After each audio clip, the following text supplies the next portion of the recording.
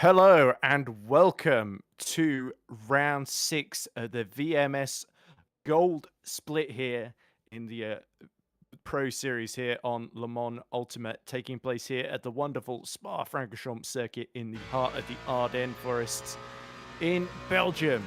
My name is Edward Hunter. Alongside me is the wonderful Mr. Chris Buxton and our broadcast director Nicolaus Domino, both of whom gearing up for some exciting action here in the gold split, which of course is the junior category just below the platinum split. We apologize, by the way, that we weren't able to get a broadcast together for the last platinum split round at Monza. I'm working on the highlights at the moment, but I can't do the script for the highlights and voice that while commentating on a live gold split race, because that would be confusing for both parties. I think you'd have platinum split drivers being mentioned in the middle of a gold commentary, and then gold split drivers being mentioned in the middle of platinum split highlights, which would be quite awkward to edit around.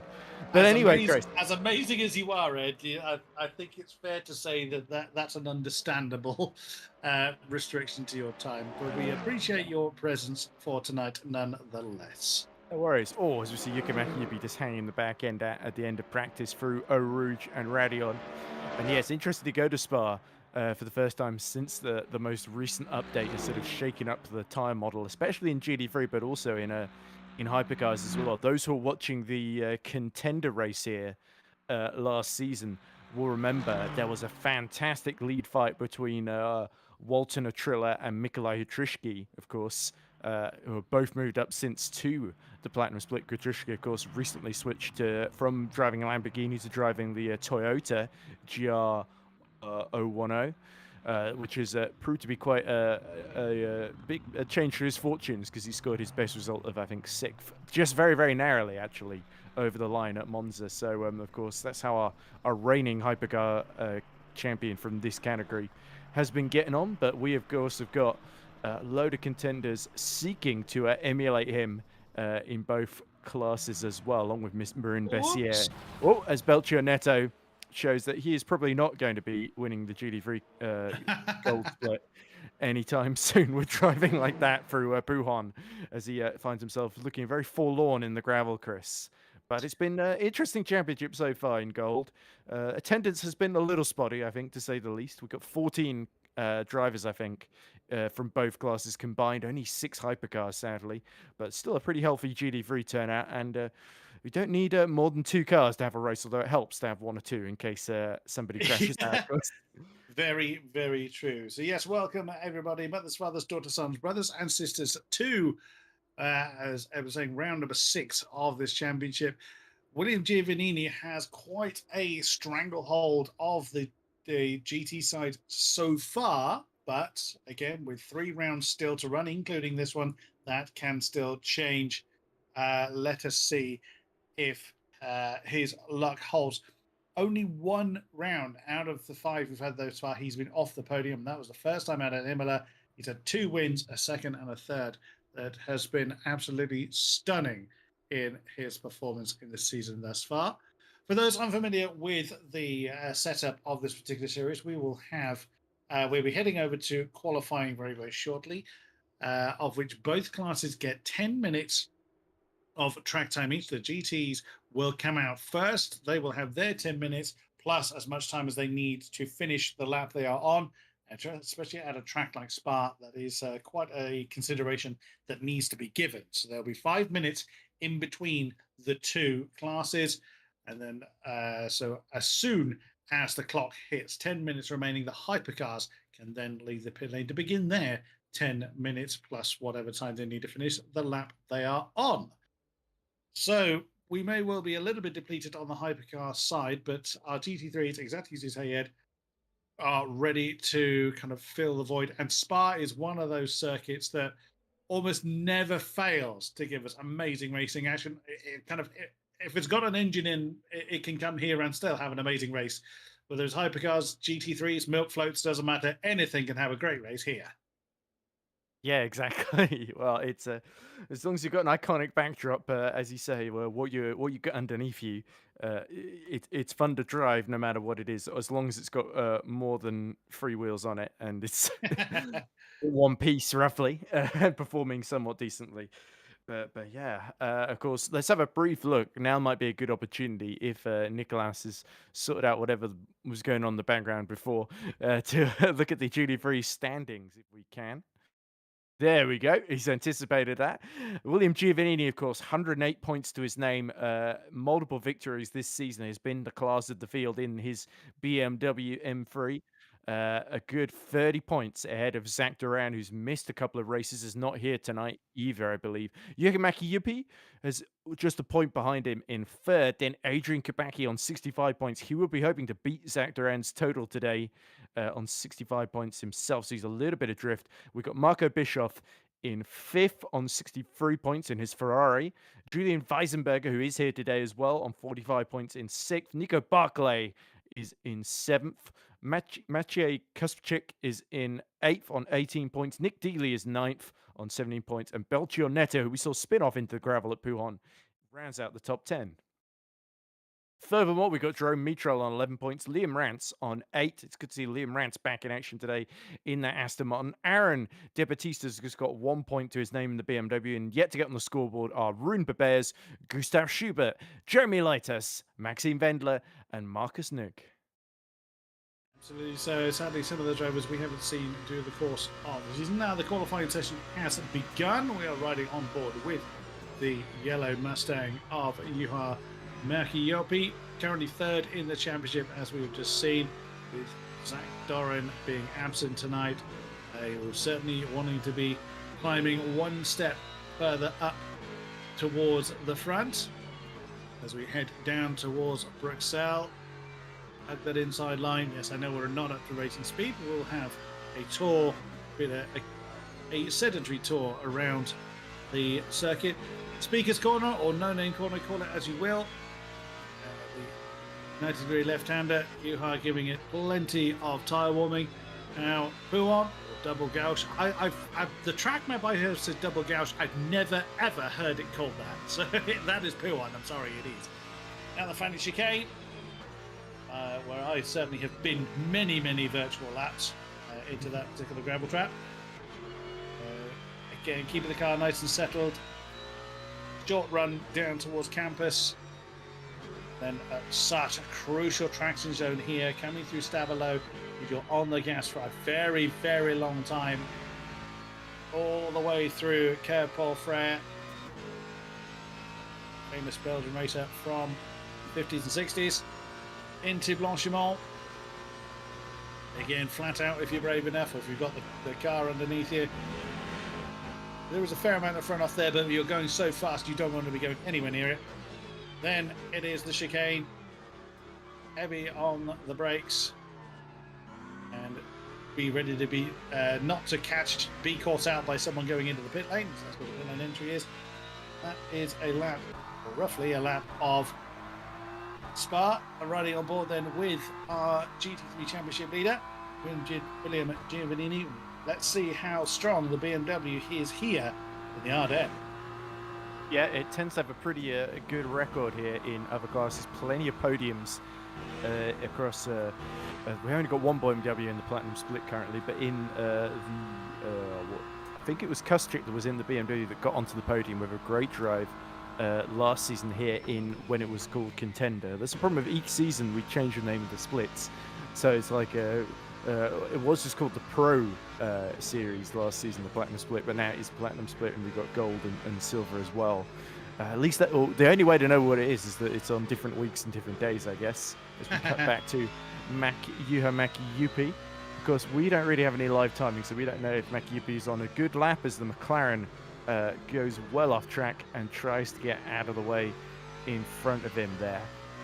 But of course, it does look like Mäki-Jopi, who has been on something of a purple patch. Of course, winner in Sebring, was definitely very competitive last time out at Monza as well. And we see it's Kabaki, there we go, that is setting a purple first sector. Unfortunately, it's right on the white bit next to the 24 Hours Le Mans logo on the front of the field, so I can't tell you exactly what time it is. Yeah, 37.8, there we go. So that is a pretty solid duty-free sector then, but can Kabaki keep this up then as he goes towards Paul Frere and out of Stavelot? He's got a little bit twisty onto the gravel, of course. these are the first flying laps, so it could be that everybody's going purple at the moment. Chris and I am getting excited over absolutely nothing here. Confirmed by production, definitely fastest at this point in time. Yeah, we saw the tail just get a little bit unhappy coming out of campus on Adrian Kabaki's BMW. So there is definitely going to be time on the table as Lee Aston gets out of the way into campus chicane. I think it was a little bit of a lock up there, just coming down through the gearbox. There we go. You can see, oh, we have 16. So that looks, so we have 8 and 8. Nice. So 8 GT3s, 8 hypercars that have come to us. And Adrian Kabaki first to get a time on the board, 2:20.215. As mentioned, there is definitely time still on the board. Here comes Liam Rance in the Aston Martin. No, I was going to say our sole Aston Martin, but no, Bertrand Nito is also in the Aston 2:21.045. Julian Weissenberger. How many times has that black Aston Martin cross swords with Juha Mäki-Upi's bright yellow Mustang? Numerous times we've seen those two fighting for the same bit of real estate. Second for Weissenberger, just 7/10 off the top. Now, 7/10 in some places is quite a gap. Here, it is so very, very marginal because the lap is so long. 7/10 of a gap is a gap you can make up. But Giovannini is looking to pick up where he left off and is getting back into the purple sectors once more. Yeah, encouraging there for the Italian. Needs to keep the momentum in the championship going. He's got that 30-point lead over Zach Duran, who's not here. So he is looking very, very comfortable. It's going to be difficult for anybody to really beat Giovannini overall in the standings. But, of course, the top 3 will get promoted to the Platinum split, at least in the GT3 class anyway. I don't think you get to join that. Well, I guess if the numbers are low enough, you can go wherever you want. But anyway, Giovannini, as you can see, as he goes through the Fanny chicane, or as it's sometimes called Piff Paff from the more French-speaking contingents, it's 2.5 tenths quicker in that first sector as he now comes out of Stavelot. Yeah, the BMW just seems to be a little bit lazy on turning, but very, very good at traction and responsiveness in the sort of high speed. It's the sort of medium-low speed where it's a little bit of a trickier beast to drive. Kabaki, though, is going even faster in the first sector here. And I think he's had an off track as well somewhere. As William Giovannini very, very nearly does the same on the run through into Blanchimont before he has to go to the bus stop chicane. This is looking like a monster middle sector for Giovannini, and it could be one that puts him in provisional pole. Using every pixel of space available, or a bit of a tail happy moment on the exit of the chicane for William Giovannini. What time does he get on the board? A 2:18.6. Absolutely storming time. Once again, putting his BMW at the top of the tree. Still some time left for our drivers to make up, for lost time. But bearing in mind, it is over 2 minutes left. If anybody wants to get in, change cars and get out again, they're going to have to get on with it. Only 4 of our GT3 drivers have set a time. Liam Rance climbs up to second, just half a second off of the top time. There is Julian Weissenberger, freshly demoted into third. Jerome Mitral. Well, let's see if he has a bit more of a comfortable time with the Corvette that he did before. As I seem to recall that we saw several spins from Jerome in the past, but fair play to him for sticking with it. He has really struggled with this car, but he stands well. I mean, by the fact that we've got a few less numbers to score well, purely by that nature. But hopefully, we'll see a performance that is more befitting of his talent. Oh, someone's kicked up a bit of dust in Juha Mäki-Upi's face. Not that deters him. Currently 5th in the standings. I think Jerome Mitral has been very, very open and public that basically any qualifying session where he stays within the track limits and doesn't get his lap time deleted is a pretty good one for him, and he worries about how far off he is at the end of it. But yeah, he's someone that really is good at getting to the end of races, not necessarily good at avoiding trouble in the races themselves, but he's very resilient and very persistent. So we should praise that from the Frenchman. But yeah, Mitral is not expected to be one of the front runners, and the Corvette, in all fairness, not one of the easier cars. Not often the car of choice in this championship. So anybody that braves it out on it, it is a pretty good. There we go, 5.3 seconds off the pace. Currently good enough for 5th though. So Mitral has got 1 lap on the board then, with 5 minutes left of quality to go. But Giovannini continues to fly out there, and the only one that's able to get anywhere near him at the moment is Liam Rance in that Aston Martin, of course, the English driver who we saw was in the top 6 at Monza. He got eliminated late on at Fuji, but he's not really been able to show up to any of the other races as well. So yeah, this is important for Rant. Oh, sorry, sorry, Jerome. As I'll take the commentator's curse on that, because we've just seen Mitral into the wall.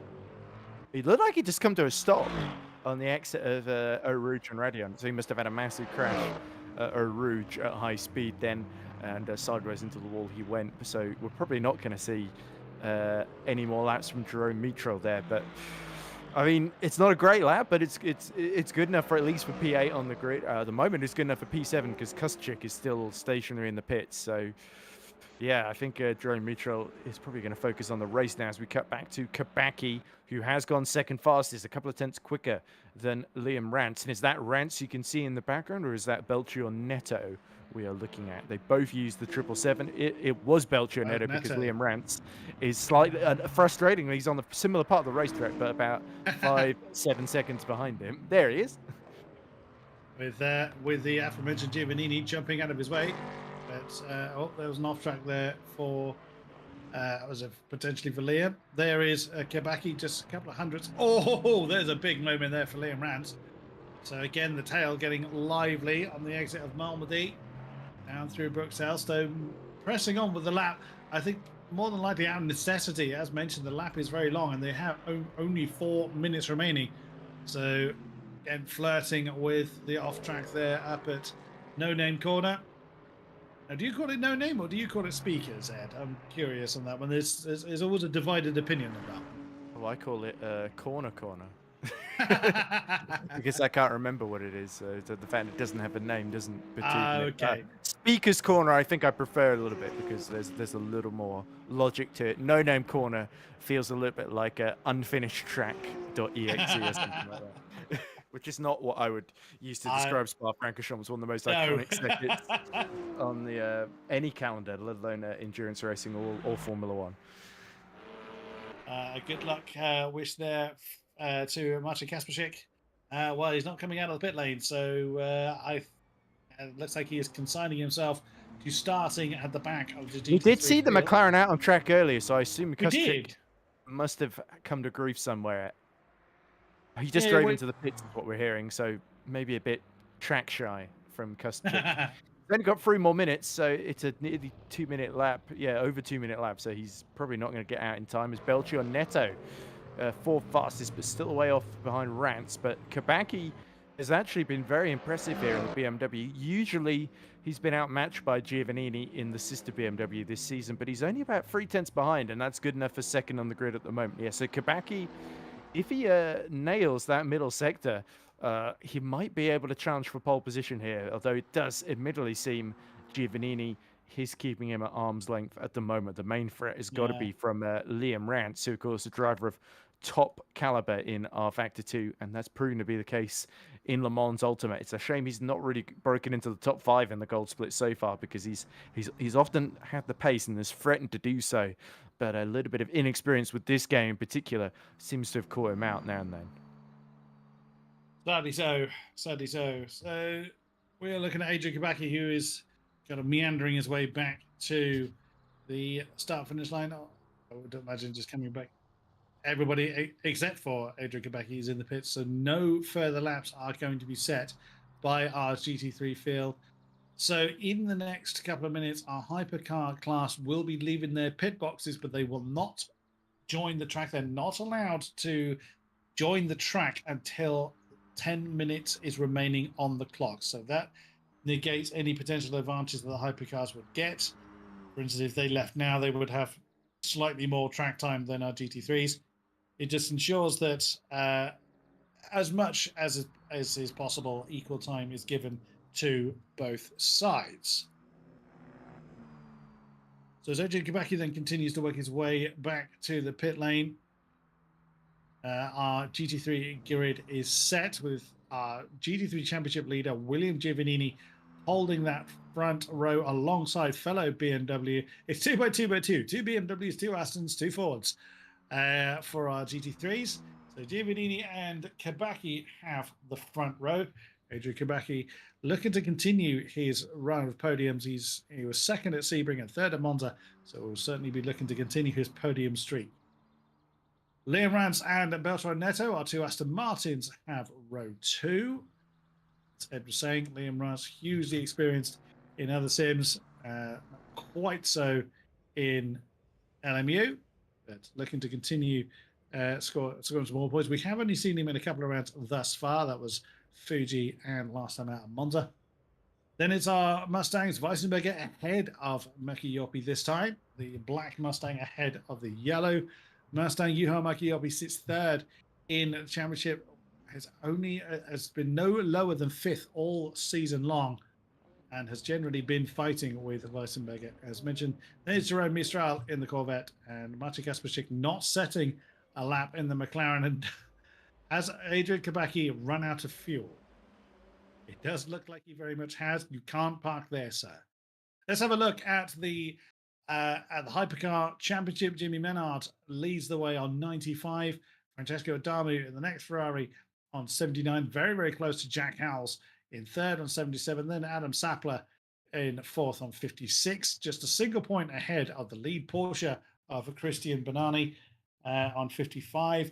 Another 3 points ahead of Lucas Cruiser in the lead Toyota. Then it's the two Peugeots of Barnabas Fazekas, 45, and Pascal Gerrig on 24. Next Peugeot in 9th of Martin Mergley in 17th. And then 10th is the Toyota of Romain Merchant on 13 points. Sachen Sobers on 12 points in 11th position of the Toyota. And Romain Freyrum in the Cadillac with 10 points. Marvin Butzin with 9 in 13th. Olivier Demelian in 14th position with 8. And Tobias Blumschein with 2 points in 15th. We've yet to see points from Yanis Briguera, Lexi Taylor, and Davide Chiesa. As mentioned, a few less hypercars this time than we've been used to. There is Christian Bonani. Mentioned sits in 5th in the championship. Was winner last time out of Monza for the hypercars. Let's see what he is able to do. Gives it plenty of wiggle in the number 6 Porsche. Whoops, don't be losing the tail of the hypercar. As mentioned, if you have an incident down there in Blanchimont, it tends to be quite nasty due to the speed you are doing. All right, several cars then dropping the hammer over the line. Not an ideal exit from the chicane for Bonani. You saw the tail just get a little bit uncomfortable. Not particularly a long run down to La Source. Down through the gears, run over the apex, and nail the throttle. Down the hill towards Eau Rouge. Now, who is going to stay completely flat through here? Well, the hypercars will have an easier time doing that than the GT3s. Most GT3s were letting off just as they were coming through Eau Rouge. Up and over Radion. All the way along the Camel Straight. See. Oh, a few people getting out of the way. Was that someone missing a rear wing? I wonder if someone's had a bit of an incident along the Camel Straight. But through Lécon, out of Normandy.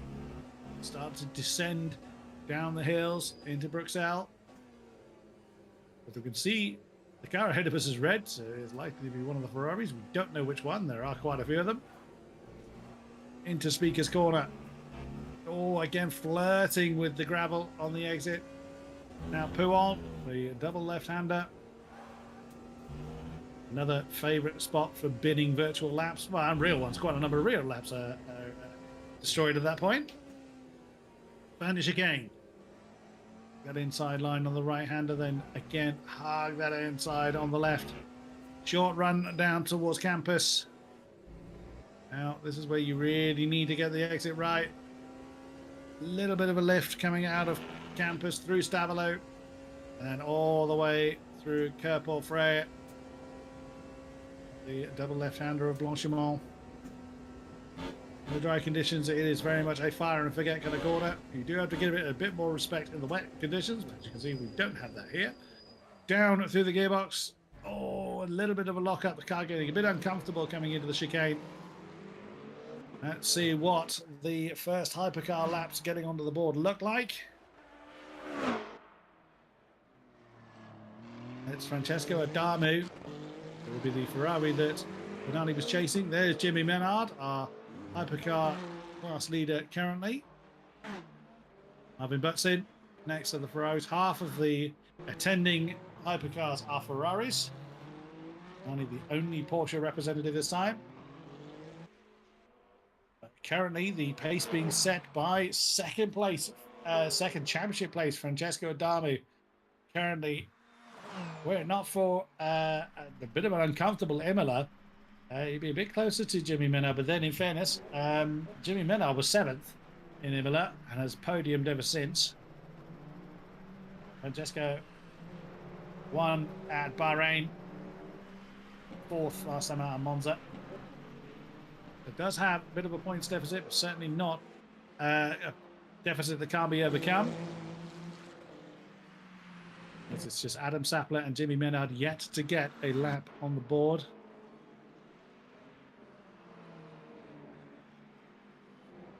Jimmy Menard then flying through Puan down towards the Spanish chicane.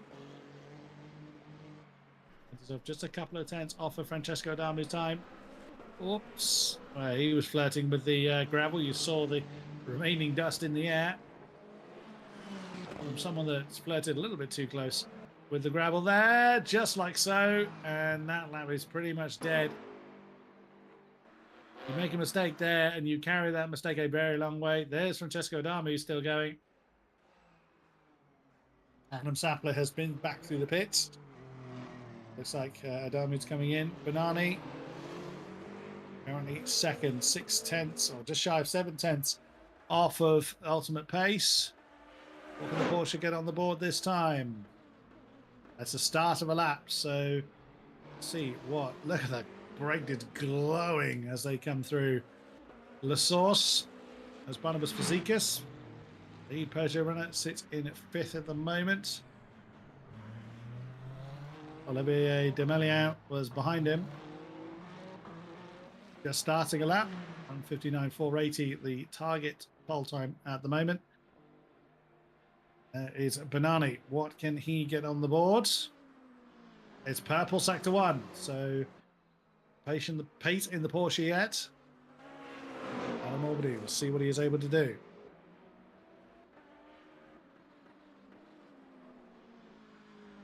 Again, didn't look like a bit of understeer there for Banani.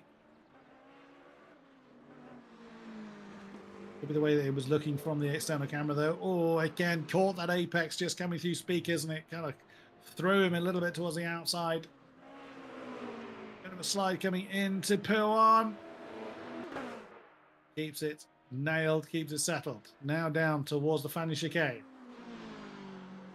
Hugs the inside line. The tail's got a bit of a slide on it, though. Could be a few tenths still on the table then for number 6 car. We will see. Out of campus. Yeah, there you go. So a second down. You're not going to make that back in a single sector. Marvin Butson. He had 10th and a bit off ultimate pace. Second Sobers has set 3rd fastest time and is back in the pits currently. Francesco Adamu has got fresh tyres. He's pitted for fresh rubber. He's back out on circuit. Only 2 minutes to go. Barnabas Fazekas, fastest 2nd sector. He finds himself currently a second off the pace, but they did not look comfortable coming through that last chicane, did the Peugeot. An improvement up to 2nd for Fazekas. Half a tenth ahead of Christian Banani. There's Olivier Demelian that is starting a new lap. 1.5 minutes on the clock, so he will not have time to set another one after this. Here comes Adamu. Fresh boots on.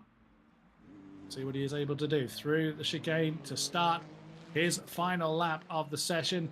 Still no time from Adam Sapler.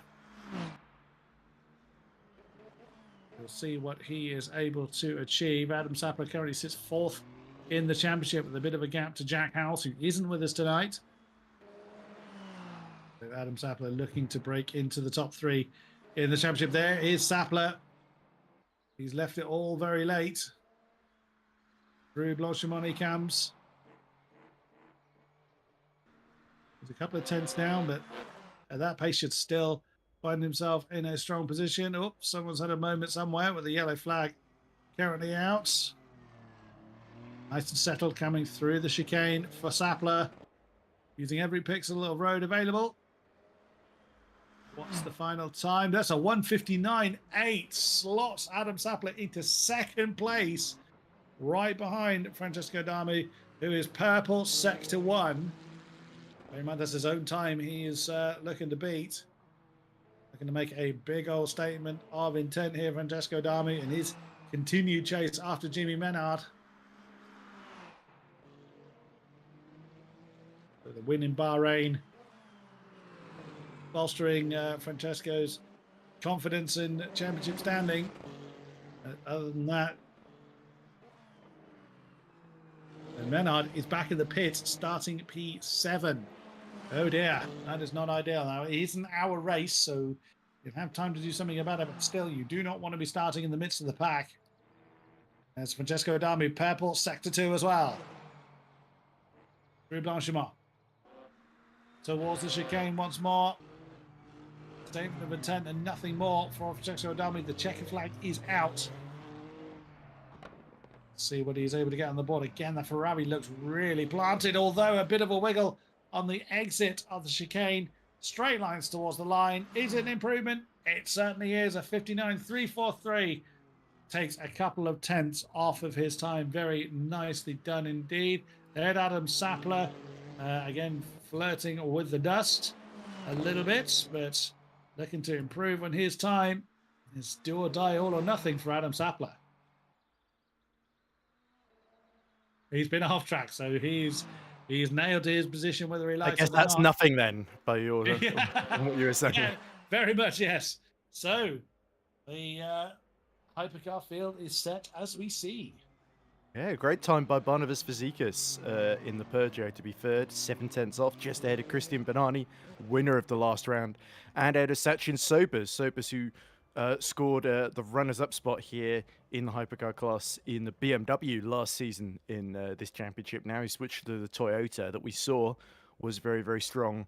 So there's a great fight for third building up here, but it does look like Adamu and Zappler have locked down that front row.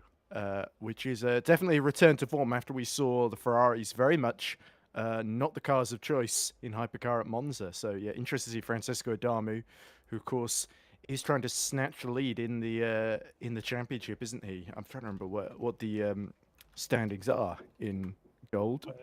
Adamu is second, 79 points behind Jimmy Menard, 95, and there is the positions as you see. Yeah, there we go then. So, yeah, it is Jimmy Menard that's still ahead at the moment. He can sort of afford to miss this race, but yeah, because he's, let's see, how many, 26 points ahead, isn't he? Which is slightly more than a win. So, if Adamu wins, he'd be 1 point behind Menard, which is quite tense. Jack Howe's not here either. So, similarly, a big opportunity for Adam Zappler, who's about 21 points behind Jack Howe's, and Christian Benani just a point behind him as well. So, it's incredibly tight in the battle to try and sneak into those top 3 qualifying positions for next season's Platinum Split. Yeah, absolutely so. And yeah, whilst Jimmy Menard can afford to drop some points, another thing that is in Jimmy Menard's favor is other than in Bahrain, where Francesco Adamu was the winner, Jimmy Menard has finished ahead of Francesco Adamu only by 1 position. It was 7th and 8th in Imola. I beg your pardon, in Fuji it was 2 positions because Jimmy won and Francesco was 3rd. Francesco won at Bahrain, as mentioned. Then it was 2nd to Jimmy, 3rd to Francesco in Sebring, and Jimmy 3rd and Francesco 4th in Monza. So it's 1 or 2 positions between the two. So they're still, gunning for the top spots. But Jimmy maybe is kind of, you don't want to say he's resting on his laurels, but you could also equally argue that he's not pushing unnecessarily to try and get top spots. We'd still have an hour of racing ahead of us, bear in mind. I think somebody who doesn't show up by definition is very much resting on their laurels. Oh no, Jimmy's here. Jimmy is with us. Oh, he is? Okay, right. I forgot about that because he didn't qualify very well. No, indeed, he is towards the back of the hypercar. So Jimmy is here. Oh, now look at that. It's just started tipping it down during the warm-up before the race. Oh, wow, wow, wow. Okay, so yeah. Well, So have people gone for a wet setup knowing that it was going to be obviously chucking it down now? Might explain why we've seen qualifying slightly out of position. Could be why, for instance, Marta Kasperczyk didn't set a qualifying lap. Decided I'm just going to park it and make sure that I've got everything I need for the wet race. Or they always say rain is a great equalizer. I absolutely love commentating on wet races. I'm absolutely no good racing in the wet. It's a very, very different skill. But wow, Belgium also does rain very, very well indeed. We Brits are pretty good at rain, but Belgium has something else on us. does definitely take the Belgian chocolate, doesn't it? But anyway, this is interesting because if you remember Sebring, it also rained then. Those conditions really suited Yukimaki Yupi, who's, of course, in that yellow Mustang you see outside the top 5 in LMGD3. So keep an eye out for him. As for up front here, I think Adamo is pretty solid in the wet, but the rest, it's a little bit unknown. I think Sobers is also very, very consistent as well. I think Sobers could spring another podium here. But yeah, Barnabas Fazekas is the wild card in third in that Peugeot. So we see Adamu leading away, everybody unsurprisingly on the wet tyres. Could we see this turn into a wet-dry race? Because the rain, while the track is soaked, I could see the sun coming out midway through this hour-long sprint and changing things entirely. Only one way to find out, ladies and gentlemen, and that is to stay with us through the next hour of racing as Francesco Adamu leads the field towards the chicane and Zappler alongside, ready to get on with business. Giovannini and Kabaki leads the LMP3 field. See them. They handle this. Do you want to take the start, Mr. Hunter? Sure thing then. As Adamu and Zappler, red versus yellow Ferrari, about to take the start here on the front row. The purple headlights, the green headlights on the Porsche and the Peugeot flash expectantly. It's a wet start here at Spa-Francorchamps. Adamu gearing up, waits for the green flag. There it goes. It looks like Adam Zappler got a beautiful launch. Terrible launch for Fazekas in the Peugeot, though. Zappler is going to be run wide to the outside at La Source. Banani is there to take advantage. He's going to try and challenge for second. The GD3s have been released somewhere in the spray in the background, and it's Giovannini leading Belchior Neto, who's made a fabulous getaway from outside of the top 5 to get up to second. He's just 2 tenths behind with Maki Yupi. As I said, very good in the wet. He's up to third as well. But Liam Rance, by contrast, has made an absolute catastrophic start in the other Aston Martin as Neto is being slipstreamed by Maki Yupi, Weisenberger and Kabaki, and there is Liam Rance. And the race still already! Oh! And is that Maki Yupi in the wall there? Down the Camel straight. It looked like his steering just went all the way to the left, which is not ideal, given that's where the barrier is, as through goes to Rome neutral.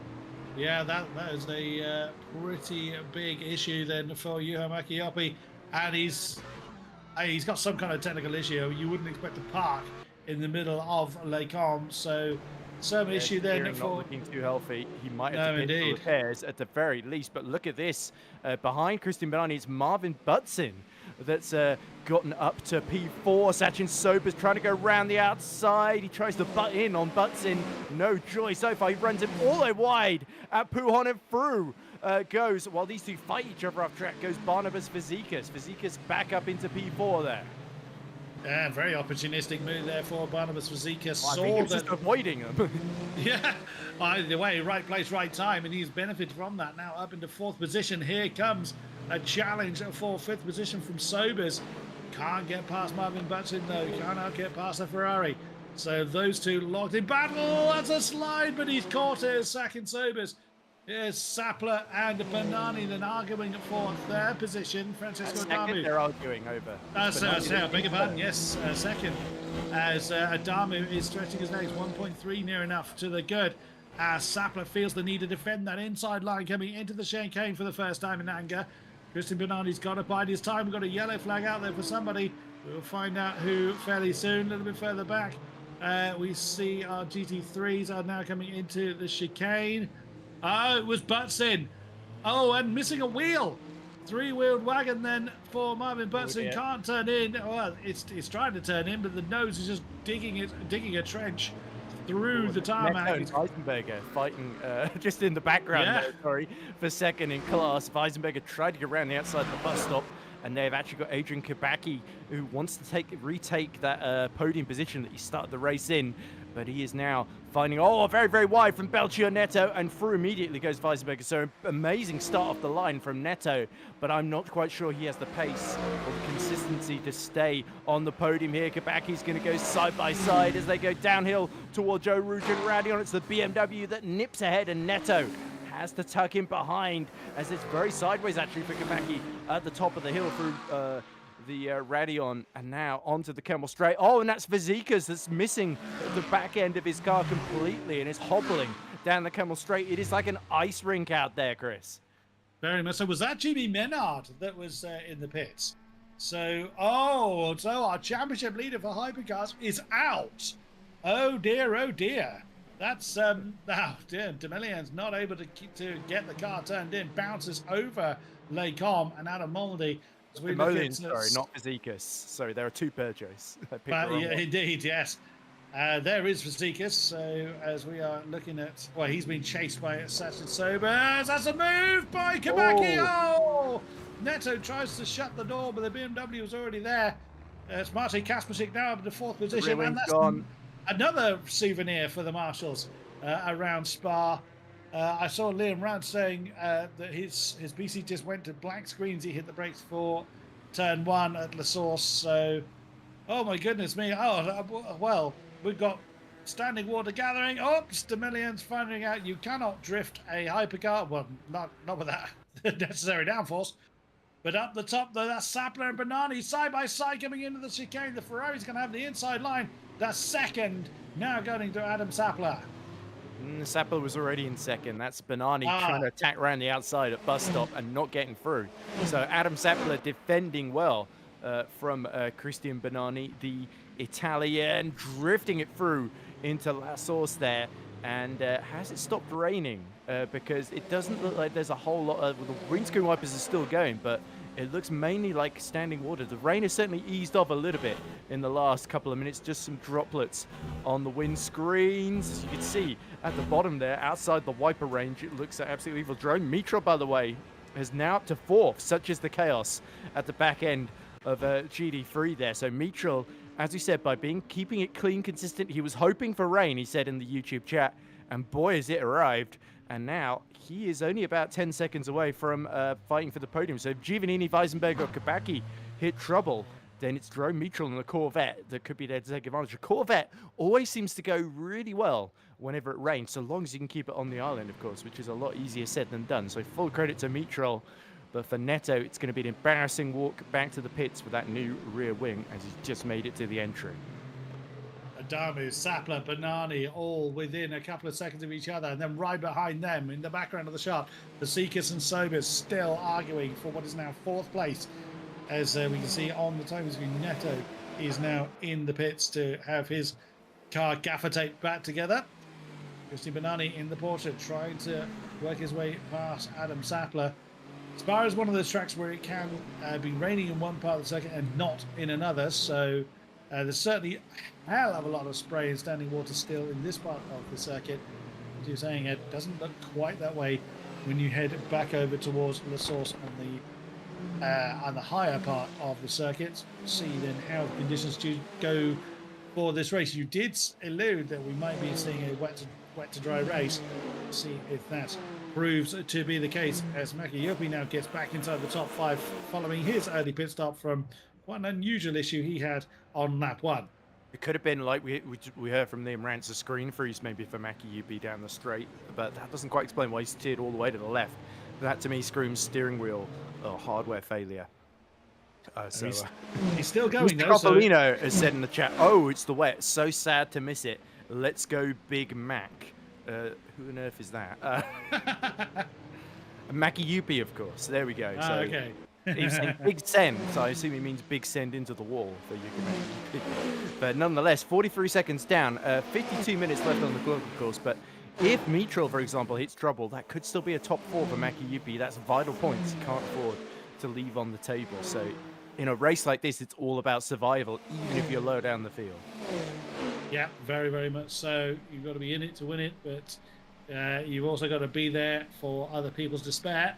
So it's not as made that one up. It does rhyme. Yeah, made that one up on the fly. So leading our way in the GT3s is a very familiar face, William Giovannini, looking to add to his win count.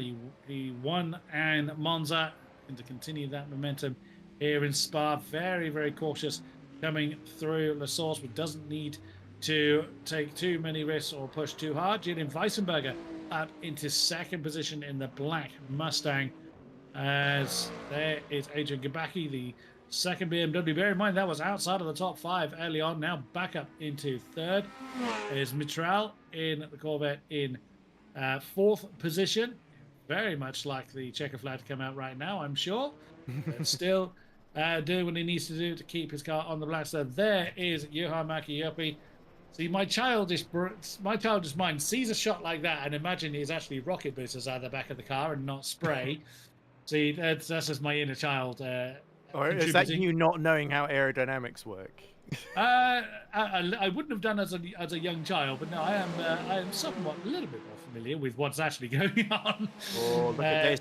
Fizikis is starting to catch these two. Sapler's holding Benani up, and he's becoming quite vibrantly aware of that off-track Sapler at Blanchimont, and he rejoins immediately ahead.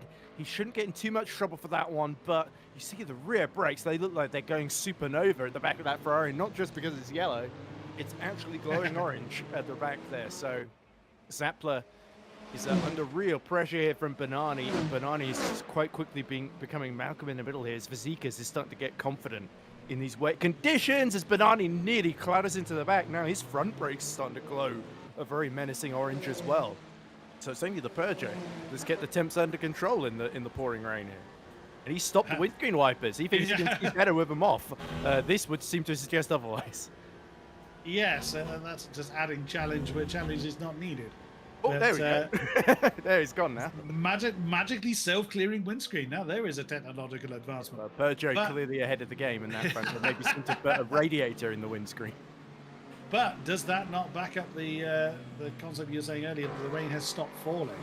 So yes, there is obviously a lot of water still to chuck up into the air at the moment, but you say it doesn't look like there's any fresh rain falling down. We want Nico. We see the chant in the chat. I'm not sure Nico Barkley is actually with us in the GT3s tonight. The early casualties, yeah. But if you're Maki Yuppie, though, you're 39 seconds down on the lead. It's starting to dry up. Do you wait a few laps? There he is being lapped, first of those GT3s still in the race to be lapped by the hypercars.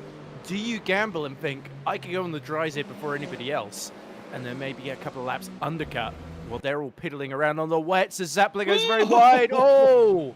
It's an almost Ricardo Zonta moment as Benani tries to thread the needle going around the outside at the Pip-Pap Fownier chicane. The Porsche just a nose ahead. Is Zapler going to get pushed on the gravel? No, he isn't. Benani will still have to brake late into Stavallone. The rear can't handle it. He's heading for the gravel and somehow holds onto that one. But now he's at the mercy of Fizikis.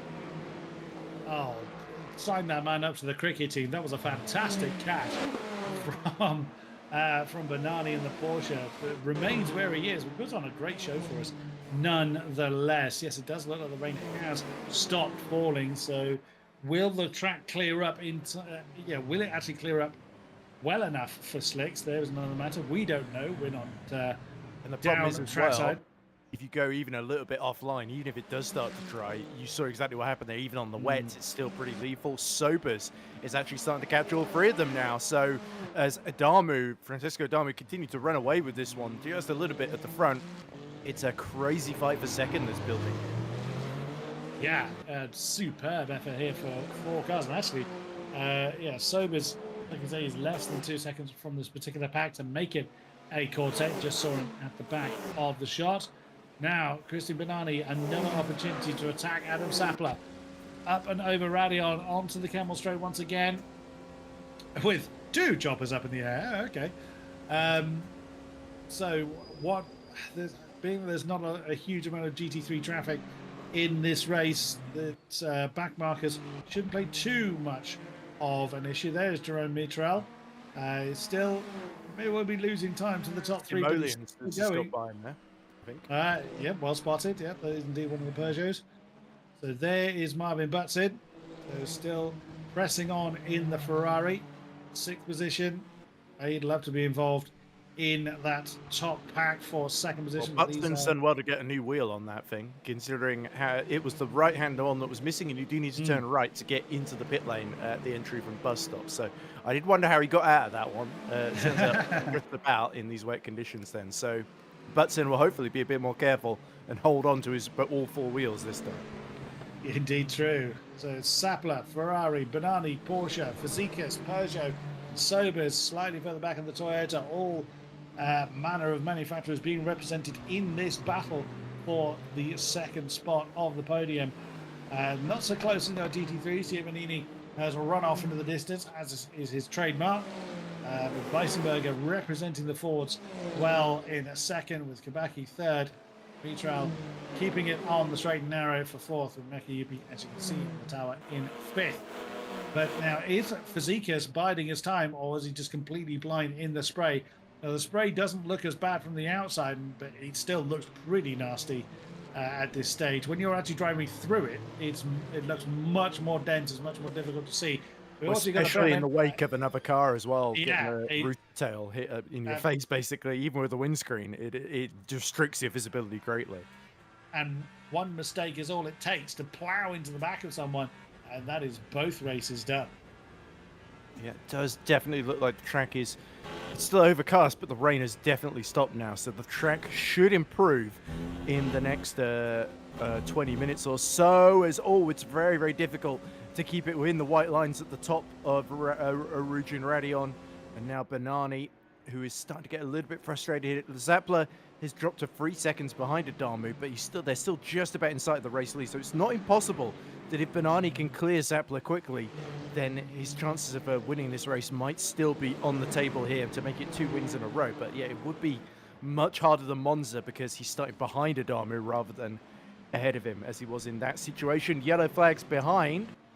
Somebody's hit trouble. It's Mitral that spun it, and luckily he stays out of the way, just off track there on the exit of Bruxelles. But that is going to help Maki Yupi to catch up massively now. He was 35 seconds behind now. He's gained 15 seconds on this lap alone, so it's not looking too positive for Mitral's chances of holding on to P4 here. No, sadly not, but still plenty of the race to go, and if it is going to dry enough for slicks to at least be chanced, then again, still could face this race turning a bit upside down. Again, time will tell. There's always going to be those that pit that lap too early and pay the price of it. So we will see who does what as time goes on, as Meki Yupi pushing hard, flirting with the gravel on the exit of Speaker's Corner. 5.2 seconds faster the previous lap, and that was before Mitral spun as well. And that makes sense because Mitral was about 5 seconds off a pole, wasn't he? So that matches up with what we're seeing here. Although I think he is a little bit stronger in the wet despite that spin. There's Banani is pressurizing Zappler. Zappler forces him to the outside at the bus stop, but it is Banani that's on the racing line, tries to brake late, gets a little bit of the overlap. There's a little bit of physicality between the pairs. They go side by side down the start finish straight. And is it going to be Ferrari that gets up the inside, or can Banani turn in from the outside and force Zappler's hand here? He's going to have to try and position himself, I think, into the Kemmel Straight here on the exit of Eau Rouge and Radion for a better chance. He's surely not going to be able to run side by side, and Banani wisely tucks in for a little bit more slipstream. He's going for it. They are side by side in the wet. Going through Eau Rouge. Yeah, Banani bowed out of that one at the very, very last minute. So that potentially puts him under pressure from the Peugeot Fazekas behind. But we will see. I think he's just and only just managed to maintain enough momentum to keep the Peugeot at bay as we ride on board. Now, Barnabas Fazekas acting as a great impromptu camera car here, as the spray does look like it's getting a bit thinner. So as the track conditions continue to improve, Banani's been really sliding that Porsche. Is that right on cue? Is sliding on the way in to Bruxelles. So has he burnt the best out of those tires? He's been sliding a lot. I wouldn't be surprised.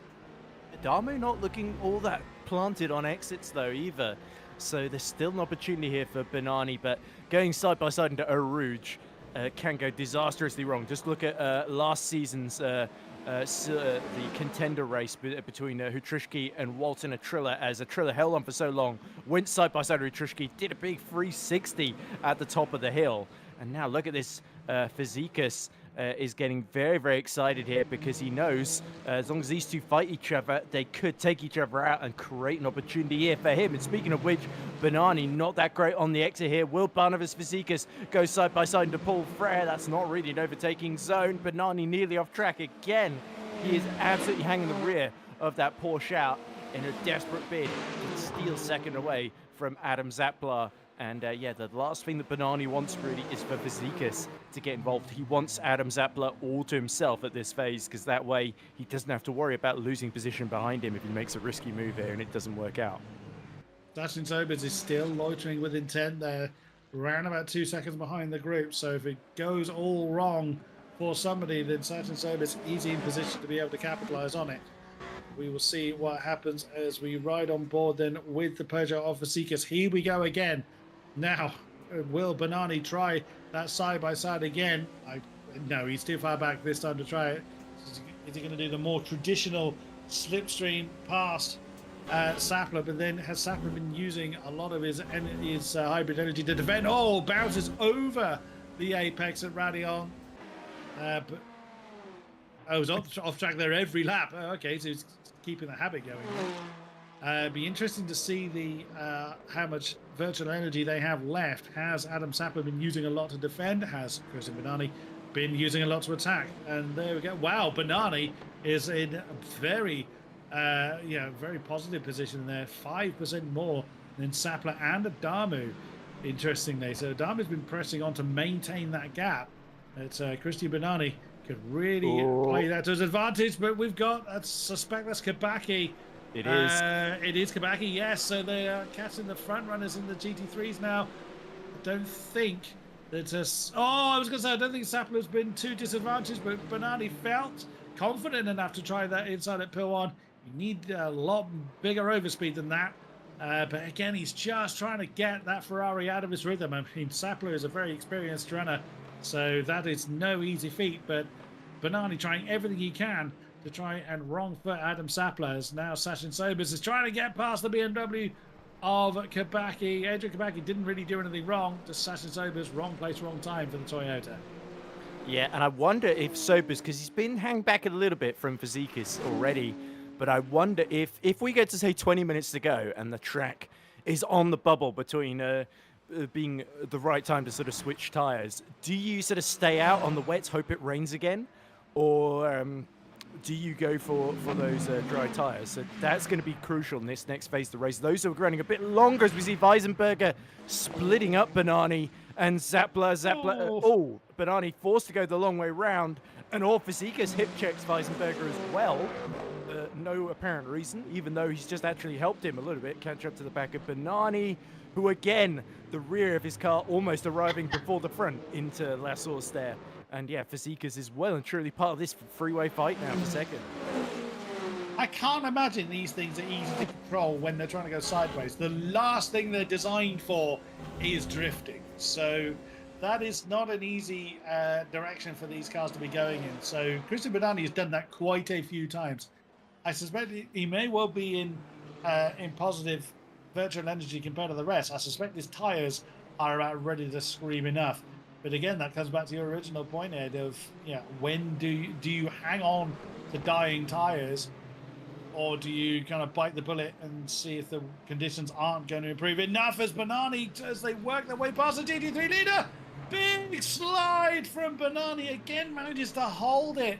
Again, it's relatively slow speed coming through Bruxelles, but oh my goodness, you just get the feeling at some point that tail is going to cry enough and it's going to spit Christian Banani into the wall. But I gotta say, he's been on a great show. I'm really enjoying watching that Porsche. Yeah, it's certainly been a great test of Christian Banani's reflexes, and he's certainly not content to just hang back and bank this P3. He is absolutely going for it on the back of Zapla there. Meanwhile, This the gap between Jerome Mitchell and Yuki Makiyuki. Makiyuki, another 4 seconds gain this lap, not quite as much as before, but of course that spin has really put the momentum back into the hands of Yuki Makiyuki. So you've got to think if Makiyuki gets within about a second or two, he is going to breeze past Mitchell because Jerome, with the best will in the world, has just not got the pace. Look, he's 45 seconds now behind the podium fight. Yeah, I suspect that Mitchell would have probably liked the weather to have continued to deteriorate. Oh! Oh, lock up there for Banani. Nearly slamming into the back of Adam Sapler. Manages to keep the Porsche pointing the right way. Here goes Barnabas Fazekas now in the Peugeot. Can he capitalize on the mistake from the number 6? No, he just does not have the drive. Oh, be of little faith. He's gone for the inside of the source. Can he get the inside? Can he get the drive he needs at the moment he needs it? But no, Christian Banani, he dumps the battery on the exit of the source. He's got that additional reserve. Uses it to hang on to second, but that's dropped him back quite away from Adam Sapler. He's not going to get much, if any, slipstream from there. Fazekas will, though, because he's still waited right with the Porsche, but he's again a little bit too far back. Banani might be using a few more of his resources at his disposal in terms of virtual energy just to keep ahead at the present moment then. So we're nearly at half distance now, still plenty of standing water, but over the next couple of laps, that's going to start to change here, and the pressure is going to build on all of our drivers. Banani lets the rear end hang out again. He's still got 4-5% more than a lot of the cars around him. Fazekas is only about 3% lower on virtual energy as well. So you would think in terms of fuel, they're all probably going to have to pit anyway, but they all want to stretch out as long as possible so that they can switch to the dry tires at the right time, if indeed there is a right time, and they don't just have to take another set of wets. Yeah, oh, that's, I wondered if both Fazekas and Banani were going to go off the road. There's the Peugeot, gets the inside line, or tries to get the inside line coming into the fence chicane. Does not get the overlap, but he's piling the pressure onto Christian Banani. Trying to get him to use a reserve. Again, had to think about it on the inside line of Campus. It does not commit to it this time. But Christian Banani, he's got to be looking behind him. He's got to be realizing the pressure he's under from the Peugeot behind. The spray does look like he's getting lighter, but I'm not sure it's getting better quick enough for our drivers to consider slicks by the time these wets have worn out, as they're now catching the back of, that'll be that's the second of our Aston Martins, indeed, Neto, as we lost Liam Rance right at the beginning of the race. I wondered if the Peugeot was coming in though. I think he's just trying to get a slightly different line than Christian Banani. That's dropping both of them from Adam Sapler. I mean, yes, it's ideal if they could work together, but you tell racing drivers that. And again, another move for Fazekas on the inside of the source. Oh, a bit of a tap there. Overrode, or nearly over-rotates the Peugeot. They remain where they are for now. That was a bit ambitious from Fazekas because he made the move quite late, dived in, and then just sort of hoped he would make the apex without tapping around the Porsche there. So yeah, Banana, you have quite rightly having none of that nonsense whatsoever, but yeah, you could tell Fazekas getting a bit desperate here, trying a few tricks because he knows in terms of raw straight line speed, the Peugeot doesn't quite have it over the Porsche right now. So we're 2 GT3s now. We lost Kasprzyk in the course of the race. Oh, is Liam Rance still going 9 laps down, or is that him out? Because I think we already had him. I thought he'd retired, but that is showing that he's 9 laps down. No, he is in the pits. I thought he was. I thought we hadn't seen him for a while. Oh, it's because he didn't officially retire. I see. Oh, again, Fazekas. It's again opting a different line to Banani. It keeps making me think he's going for the move, and it might be thinking, or be making Banani think that Fazekas is trying to make the move, trying to wrong foot that Porsche in every way he possibly can. So they come through Pill 1. They're not dropping too far back off of Adam Sapler, but it's far enough. It's affecting how much slipstream that Banani is getting from the back of the Ferrari. Yeah, look at the track surface. Not so many rooster tails when they go onto the racing line, at least. So we are starting to see that transition getting closer and closer at sort of half distance here, and this is the gamble. Do you stay out on the wets, hope that it rains again, or that everybody on dries switches too early and falls off the road, or do you take the gamble, go for the dries, and hope you can get the jump on everybody else? Because this isn't like when it suddenly rains and you switch to the wets knowing they'll be slower, but that if you don't switch you'll just fall off the road.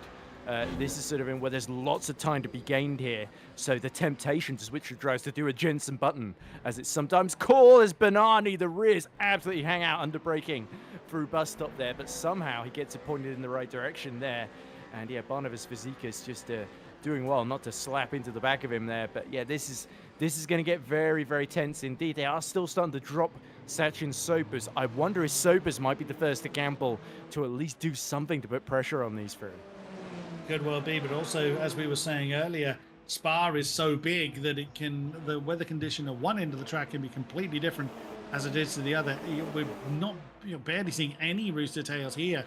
But then a moment later, you'll then see a fair amount of rooster tails starting to develop. And exactly as you said earlier, that, just as Fazekas demonstrated, offline, there's still a lot of water down. So, and of course, you need to go off the racing line if there's someone in the racing line to be able to pass them. So it's a bit no-win at this particular moment in time. However, the drier the track gets, the more those wet tires are going to burn out.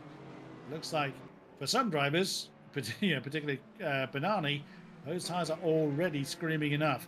Looking at Juha Mäki-Jopi just a couple of seconds off the back of Jerome Mitchell now, as that's Olivier de Melians, I think, that's trying to get past him. And again, well driven from the Peugeot to just bide his time, pick the right moment, not barrel past the GT3 at the wrong moment. There, you just saw Jerome Mitchell in the Corvette. Mäki-Jopi is very close to Banani, by the way. Sorry to interrupt. Looked like he was gearing up for a move. And they're not far behind these guys either. Zappler is starting to fall back into Banani's clutches slightly, 7/10 behind.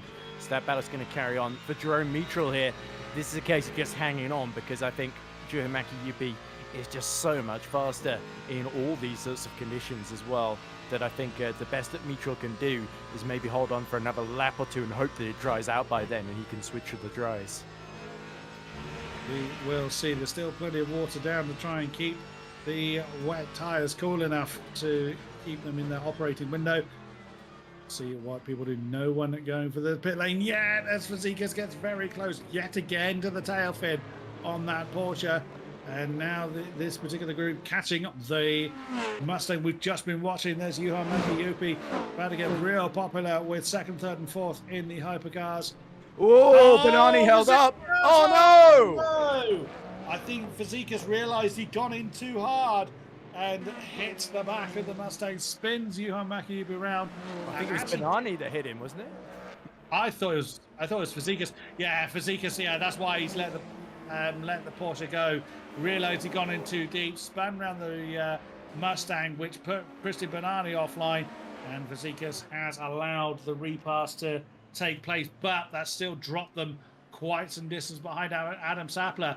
But the one that benefits most from that, for the time being at least, is around Mitchell. He's got a bit more breathing space between himself and that yellow Mustang closing down on him. Yeah, but he'll gain that time back within the lap, the pace that he's got. Look, it's already back below 4 seconds there, so a costly mistake for Fazekas, given the struggles he's had trying to pass Banani, but Banani similarly, we expect him to catch right back up to Zappler with the pace that he's got. So it's these three cars in a sort of very exciting stalemate with each other as the track continues to dry. Look, surely somebody must be thinking about the gamble for the dry tires in the second half of this race. There's still plenty of time to make to cancel out the pit stop if you're fast enough. Yeah, fully agree. So no one going for the pit lane yet. Oops, a bit uncomfortable exit from Pouon for Christian Banani. Not enough to make Barnabas Fazekas give him the opportunity to make the pass. They are now just 2 seconds off the back of Sapler, as again that's Christian Banani struggling to keep his car on the straight and narrow. Surely this is an open invitation to Barnabas Fazekas to wrestle that that third position from the Porsche. But he's just not close enough when he needs the pace. Christian Banani has enough meat in those tyres to get him up to speed. At the moment, it's got to be so frustrating for Fazekas and the Peugeot. I wondered if he went for a bit of water there. Yeah, I wonder if he went for a bit of water there to try and keep the tyres cool. Again, does not go for the pits. Yeah, exactly as you've been alluding to, we are getting to the point now of crossover. People finding water what water's left to try and keep their tyres in that important operating window. As again, that's a slide from Banani. Those tyres are just absolutely mush now. Probably they're fairly close to slicks, but they're so soft they'll just disintegrate. That So overheating is the problem. yeah, exactly. So they may not have any tread left, but they'll just absolutely boil. So they just become essentially sponge at this point. Zekas doing what he can to keep his tyres cool. Interesting that Banani's not. Maybe he's just accepting that his tyres are beyond redemption at this point. That said, they're still closing in on Adam Sapler. Yeah, how much virtual energy have these guys got? Because that could give us a hint of what their strategies are. They're sort of in the mid 30%. So I think they are all at this point trying to get to the end without making pit stops. So everybody sort of feels, oh, it's drying, but not quickly enough, it seems. So it is one of the longer pit. Well, it's actually a fairly short pit lane entry, but it's the exit that's the long one here. So there could be that that's disincentivizing people from pitting for dries, but I really think, especially if you're lower down the field, why not gamble on it? And it does feel like we are getting to the crossover point very, very quickly now. Yeah, and Vasikas making himself known in Christian Banani's mirrors, but also just finding those bits of water. Oh, Makiyuki within a second now of Mitral. He is indeed. And also Banani within us, or nearly within a second of Sapler. So that gap between the Porsche and the Ferrari has absolutely disappeared.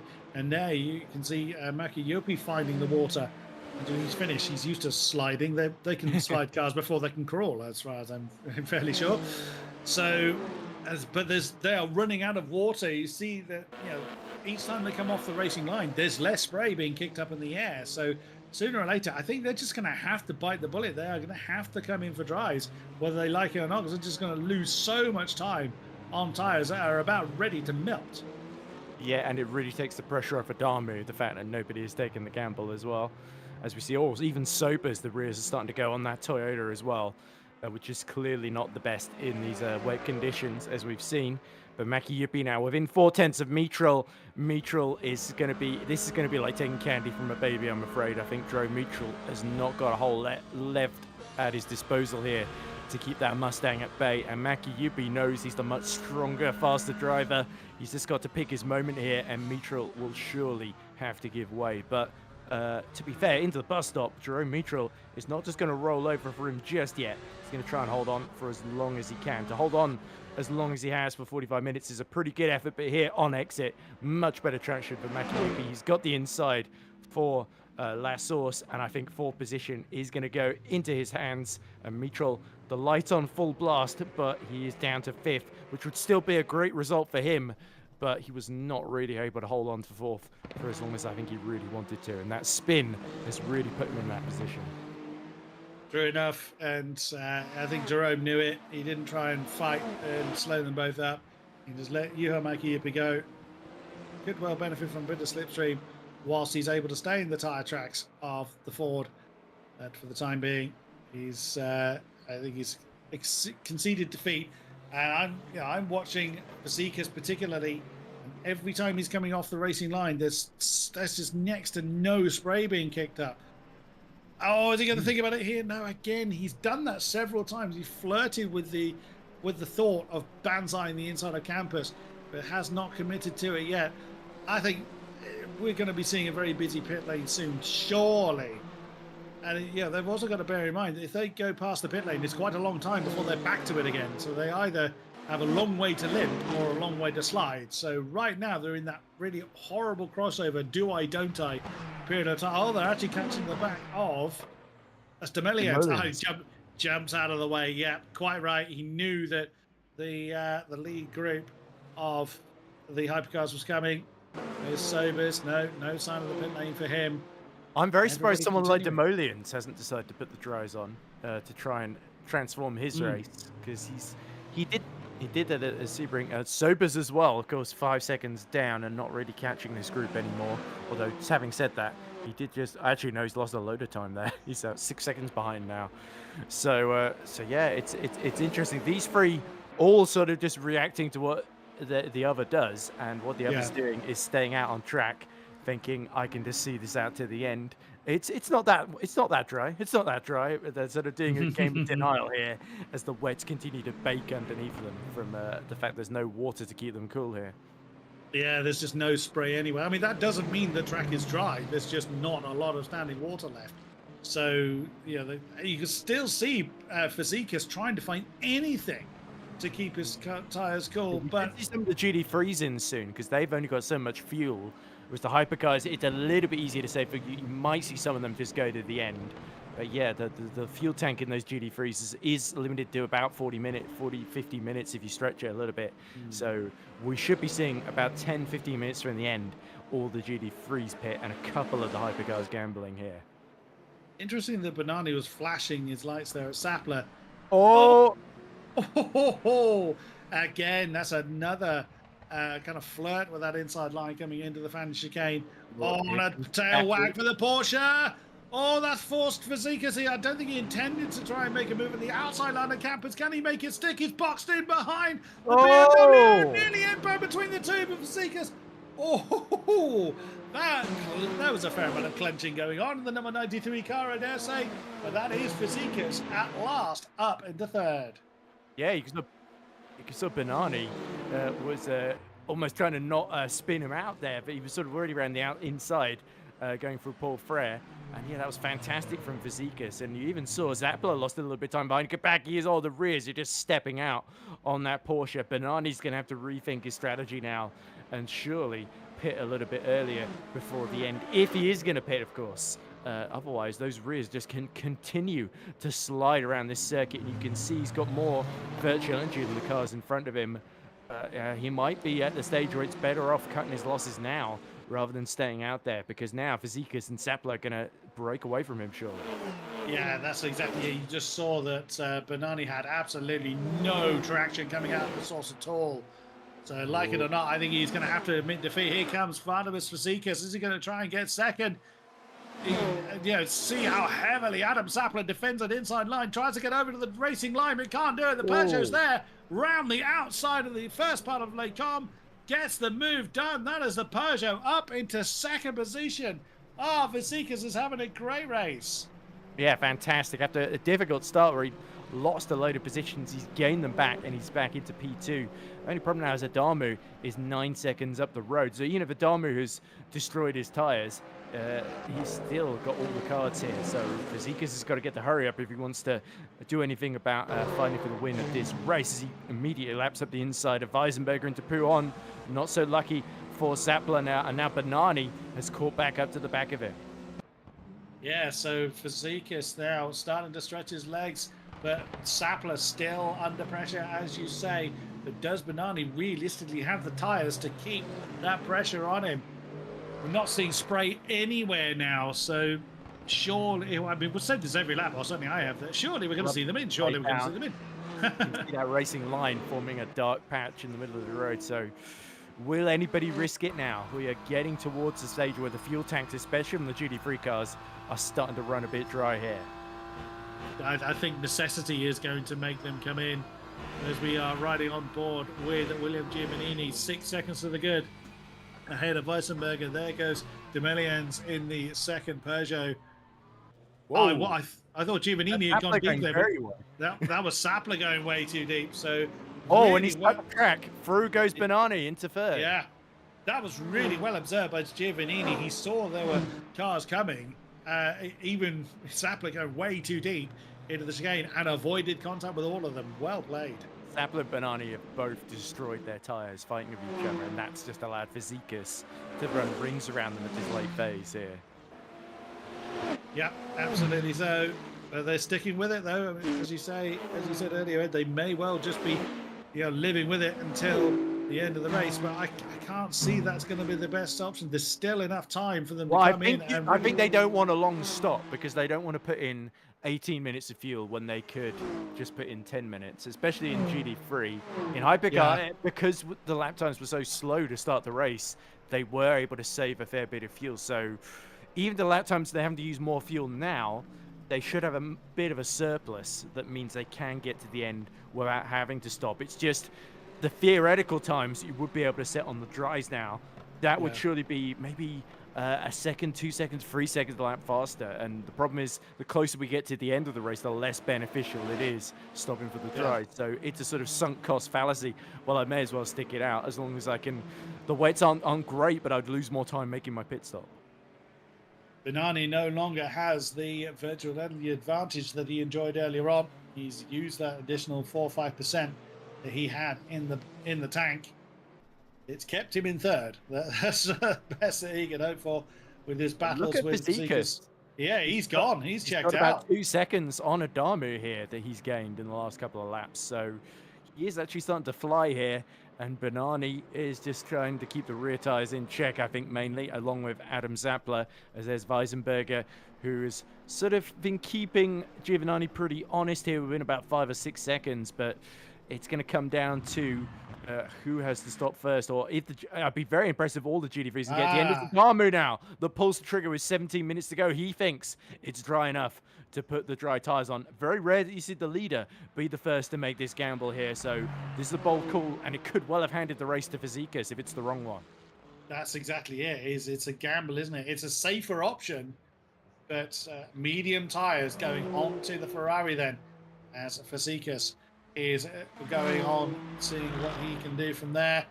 There he is now, race lead. Benani has continued. Looks like Adami is the only one to have pitted thus far.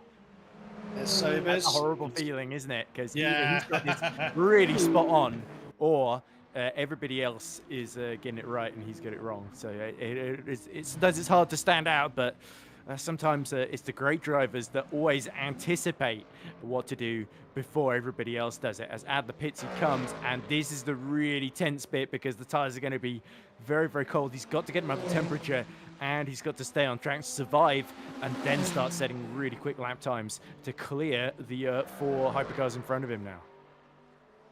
22 seconds behind Sobers, around about 30 or so from the lead for Francesco Adamu. We'll keep an eye on that in the remaining 15 and change minutes. Over 30 seconds in that stop as well, so that really shows you just how costly it is. Unless you are so far down anyway that you may as well take the gamble that the lap times are quick enough to make a difference. Because on the back of Weisenberger, so again, this might be a little bit nervous for Adamu because whilst he goes, flashing his lights at Julian. Julian didn't see him in time, I don't think. One of those kind of unfortunate moments there where Weisenberger was kind of minding his own business, but did leave the door a little bit open. And that's cost him about 1.5 seconds as well to Sobers. That's one of those really unfortunate things, isn't it, where we always talk about the slower, it's up to the faster class to make their way past the slower one. However, I don't blame Francesco Adamu for going for what he thought was a door opening for him, only for then Weisenberger to try and reoccupy that racing line that he would technically be entitled to. So a little bit unfortunate, but Adamu's just got to shake that off and get on with it. But is the track really ready for it?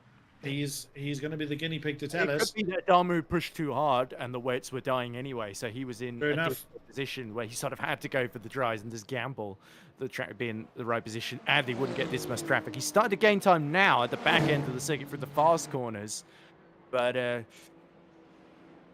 yeah, there we go. So the seconds are counting down in the middle sector, and it's going the way of Adamu now.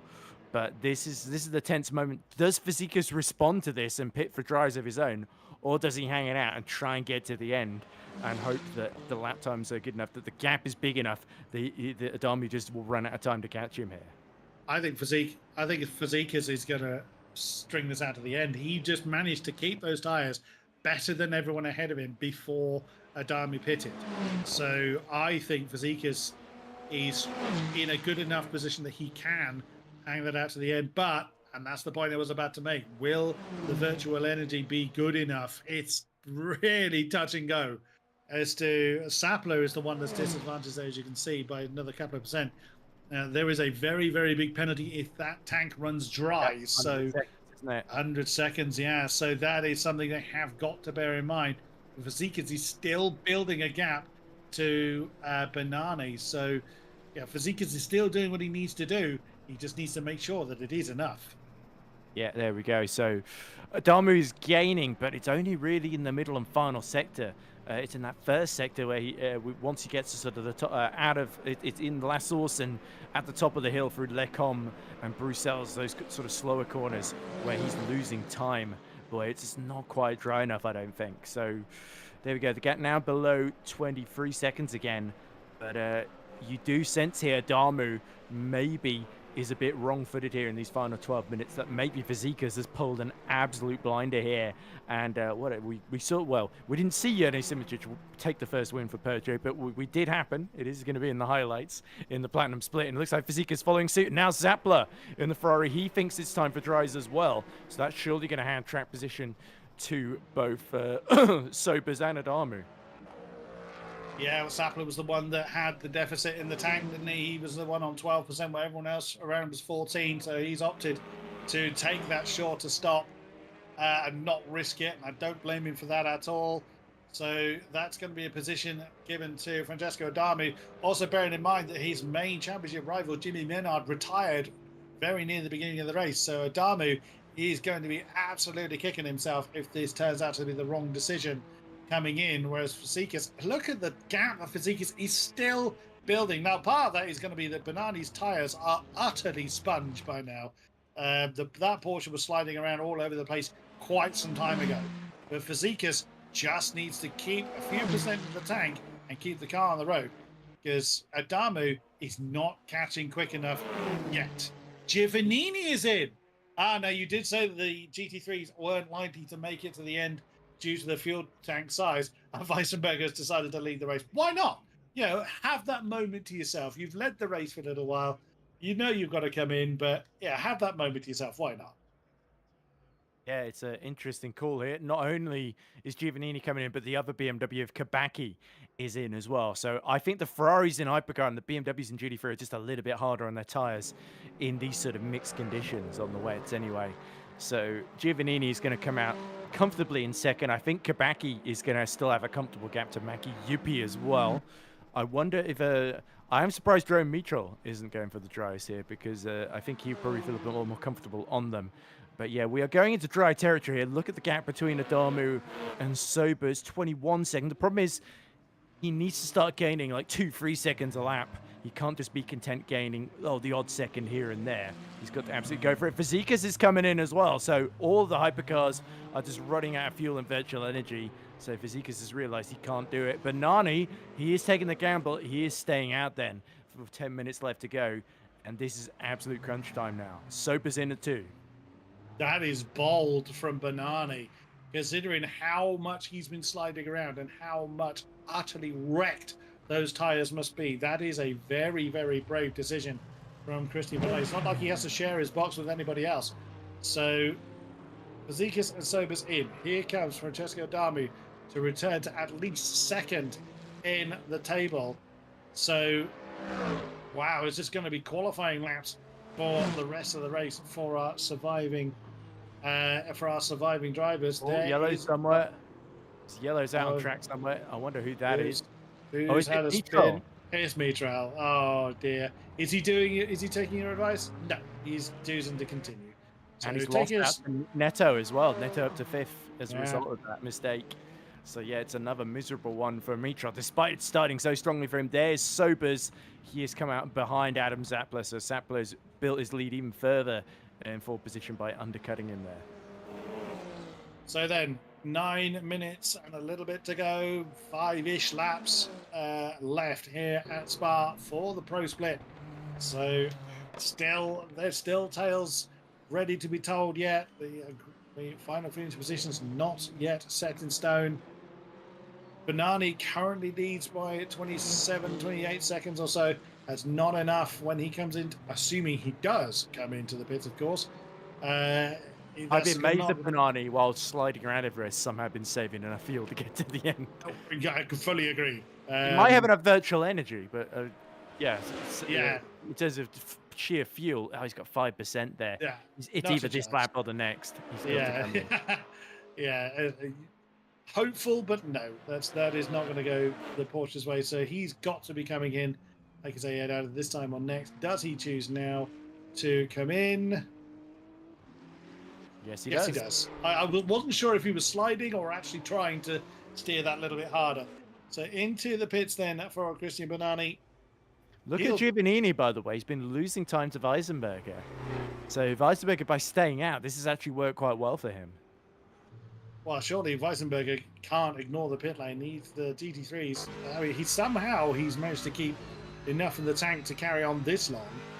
But can you imagine Julian Weisenberger in the Ford coming home with a win? Now, he's still on for a podium here. So he's still on for a very, very good result. Julian Weisenberger has seen the podium this season. The opening round at Imola saw him in third. Here comes Christian Bernani now behind Vasikas. Is he going to beat Adam Sapler out? That's going to be the question. Here comes the Ferrari into the source. Where is the Porsche? Oh, it's behind. Oh, that's is that going to be close? No, the Ferrari is going to get in there. So that's Bernani out of podium contention for now. Yeah, and only 7 minutes left to challenge that. So it's again Bernani versus Sapler. So expect fireworks, folks, as the Porsche gets up to speed here. But yeah, there's still every chance that final position on the podium could change hands. But for Adamu, a sigh of relief here, although Fazekas now has actually halved the gap, and he's on a softer compounded tyre here. So I don't think Francisco Adamu's out of the woods just yet here. In GD3, it's a huge gamble. Will it be the wets or the mediums that end up being the tyres to be on? Because Giovannini at the moment is not catching quickly enough. Weisenberger will start to feel a little bit confident if he can just eat the fuel out here. That's the thing. He can crawl at this point and just stop those tyres from turning. Oh, he's coming in. There we go. So he was not confident enough to keep. If this stops quick, though, he might still come out ahead, though, because Giovannini's pace has not been great. True enough. So we'll see what he does. Wow, that is a very short stop from Julian Weisenberger. There is William Giovannini. So what does where is he going to appear? Just coming through Blanchimont now is the BMW. I think the Ford's going to be ahead. I don't think it's going to be much, but I think if Weisenberger changed tyres in that stop, he might still be on the wets here, because that was very, very quick. That was very still very on quick. the wets. Yeah, so it was just a bit of fuel or virtual energy for the GT3 class being put in there to get him to the end. That's a brave. I mean, it's worth a try. I mean, what the gap back to Kabaki, he's still quite. It's still quite sufficient, I think, for Weisenberger just to take it easy. Well, there, yeah, 16 seconds. So, yeah, at worst, Weisenberger's still on. Yeah, so. Oh, Fazekas, look at that. He is getting very, very close here. Yeah. There's Demolians getting out of the way. You see, they're right together on track. That's Demolians actually unlapping both of them. Sorry, they're both 93s, Fazekas and Demolians in the podium, but it's difficult to tell which one. Yeah, that's Marvin Butson. Okay. Yeah, so Marvin Butson and Olivier Demoliant are fighting for fifth at the moment. There's Adamu. Yeah, there's Adamu. Yes. Just in the foreground. Yeah, and so yeah, just a couple of seconds. Penalty for Demolians, so that really hands it to Butson then. Oh dear, penalty for what would Demolians have had that penalty for? Did he have an off track when he went through La Source there? Because he was trying to dive up the inside of Butson. So yeah, definitely backfired there for Demolians. Demolition Demolians, as we call it. Although he's actually kept it a lot cleaner in this race than Butson. He kept all four wheels on for starters. So fair play to him. But now, Fazekas, his pace on the softs is just so much stronger than Adamu on the medium. So Adamu will have to get defensive as Giovannini holds his line, allows Fazekas to go around the outside. That will lose Barnabas Fazekas a couple attempts. But he knows the softs are still performing well here. He needs to strike while the conditions are absolutely ripe for him to do so here. And yeah, 4 minutes left in this race. We've only got a couple more laps, and Bernani now is right behind Zapler as well. So who's going to win and who's going to finish third in Hypercar? It's anybody's guess. Absolutely. So look, we thought they were going to be the GT3s that were going to be giving us the great battles. They're quite spread out. Our Hypercars are putting on a fantastic show, and that's wide for Sapler. Surely that gives an opportunity to Bernani, who's been practicing sliding his car all race long. The Porsche's got the momentum, but has he got the space? Gets the inside line for Blanchimont. Can he get the position done before they get to the braking zone? They're still side by side. Porsche is ahead of Ferrari, but with traffic ahead. Flash of the lights. That's Giovannini that is trying to stay out of the way, and Demeliant's also trying to stay out of the way.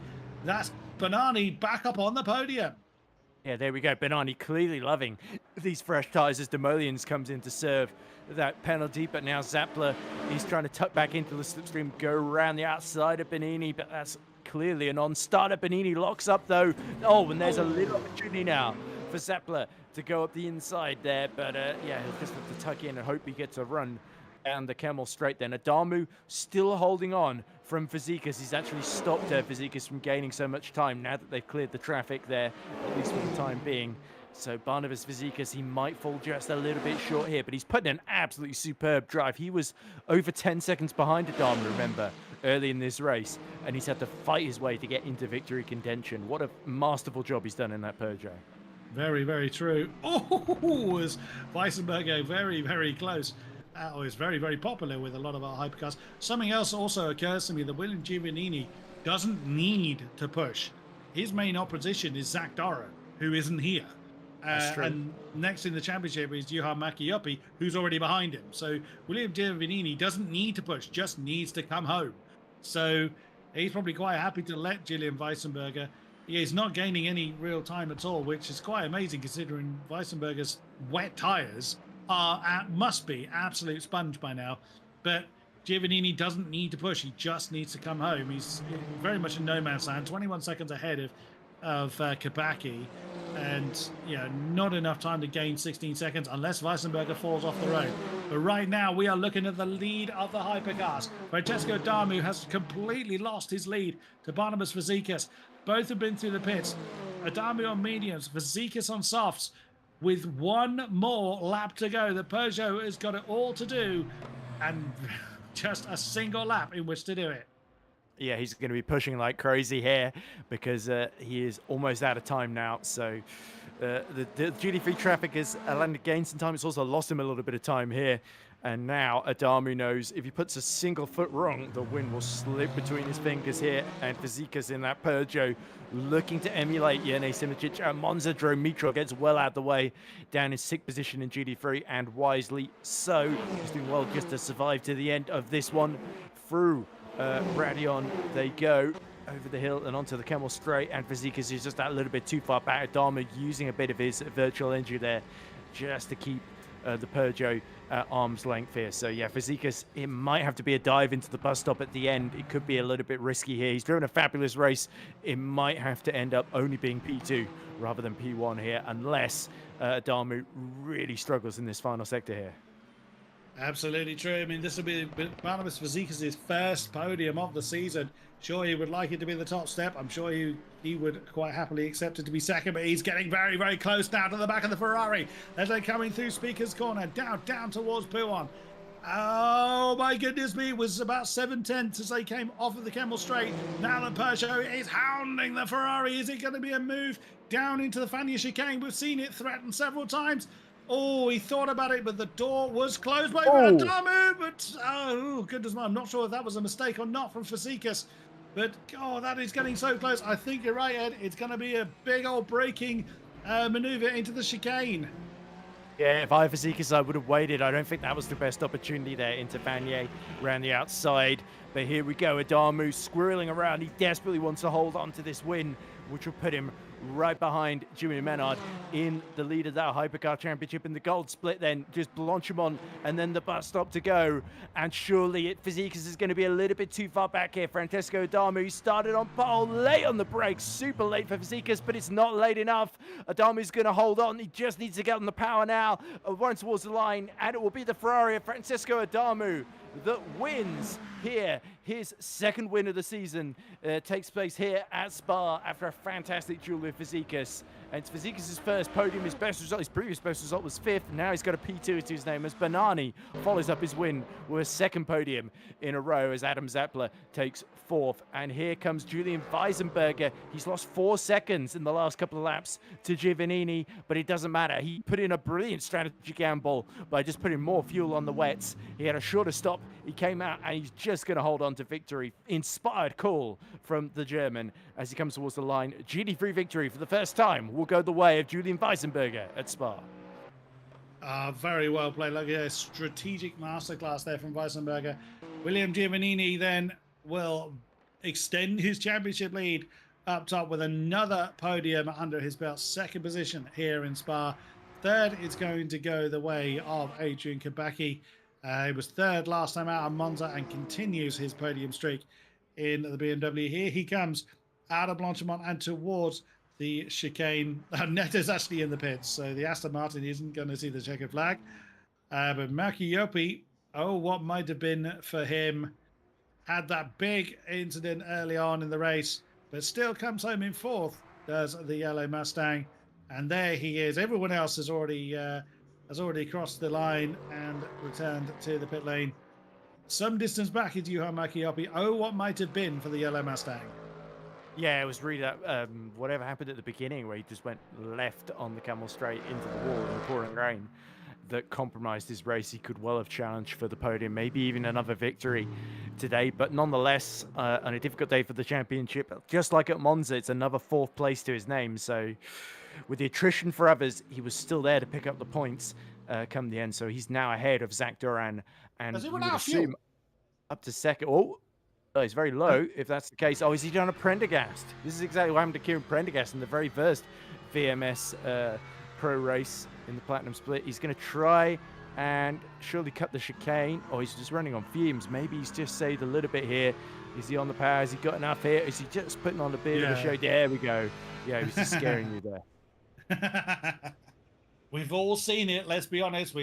I've seen someone actually block the pit lane entrance here at Spa. It was some years ago in a different sim, obviously, but we've all seen all sorts of things happen in sim racing and in real life motorsport as well. But what a race and what a finish, particularly from our hypercars. Yeah, that was really, really fun.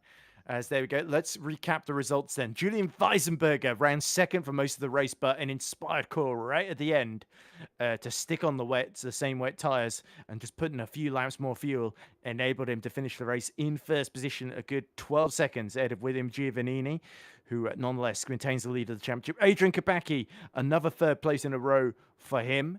As you say, 3 podiums in a row now for Adrian. Yohimaki Yupi, still P4, a great recovery after a very, very difficult start to the race. Belchio Neto also lost his rear wing early doors, but still was able to finish in the top 5 after repairs. And Jerome Mitrol didn't really have the pace, but still got to the end. His best finish result of the season in 6th, I'm confident in saying. Yeah, definitely his previous best was 7th, of course, a couple of rounds ago. Not getting to the end, sadly, was Maciej Kuszczyk, who retired very early on, and Liam Rance, who barely saw the start. His start of the race was just a black screen, apparently, and then he was in the wall and out of it. So that covers GT3s, but here are your hypercars. Francesco Adamu, 6/10 ahead. It was a narrow margin in the end, but Adamu just held on as Fazekas pit a bit later for the softs and was able to really close the gap at the end there. So Fazekas, again, brilliant drive, but you've got to think if he had nailed the start and had held that second position into the first corner, he might have actually been able to win that one. But nonetheless, it's still a brilliant result for Fazekas.